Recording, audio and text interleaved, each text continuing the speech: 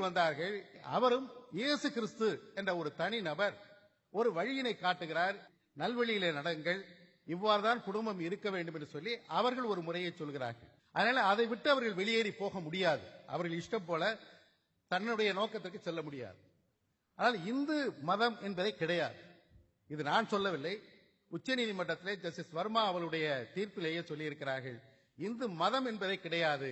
Scriptures என்று சொல்லப்படுகின்ற ஒருவர் எழுதப்பட்ட புத்தகமோ இல்லை ஒருவர் சொல்லப்பட்ட கருத்தின் அடிப்படையில் உருவாக்கப்பட்டது அல்ல இந்து மதம். இந்து மதத்திலே இன்றைக்கும் சைவைட் என்ற ஒரு பகுதி, சைவ மதத்தை ஏற்றுக்கொள்ளக்கூடியவர்கள் இருக்கிறார்கள், வைஷ்ணவ மதத்தை ஏற்றுக்கொள்ளக்கூடியவர்கள் இருக்கிறார்கள், அதற்கு முன்னாலே வந்த வேத காலத்தை பற்றி சொல்லக்கூடியவர்கள் இருக்கிறார்கள், ரிக்வேதம் தான் ஆரம்பம் என்று சொல்லக்கூடியவர்கள் இருக்கிறார்கள். ரிக்வேதத்திலே கடவுள் வழிபாடு கிடையாது. அதனால மரபுகள் வெவ்வேறாக இருந்தன.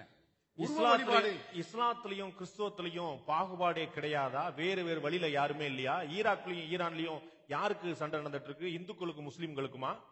நல்ல கேள்வி. நீங்க எப்பவுமே இப்படித்தான் ஊடோட மடக்கி கேட்பீங்க. கொஞ்சம் வரலாறு சொல்லிடுறேன்.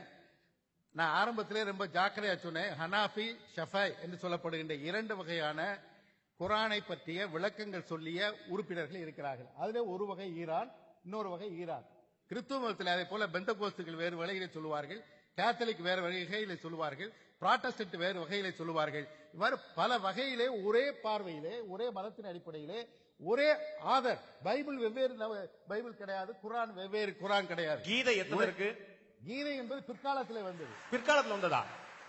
அதாவது நல்ல கீதை என்பது ஒரு குறிப்பிட்ட மன்னர்களுடைய ஆட்சி காலத்திலே நடந்த ஒரு சம்பவத்தை, காணாத ஒரு சம்பவத்தை கண்டதாக சொல்லி அதன் மூலமாக பல தத்துவங்களை கொண்டு வந்து அதை கீதையாக சொன்னார்கள் என்பதுதான் வரலாறு. தவிர பகவத்கீதையை எல்லா இந்துக்களும் ஏற்றுக்கொள்ளவில்லை.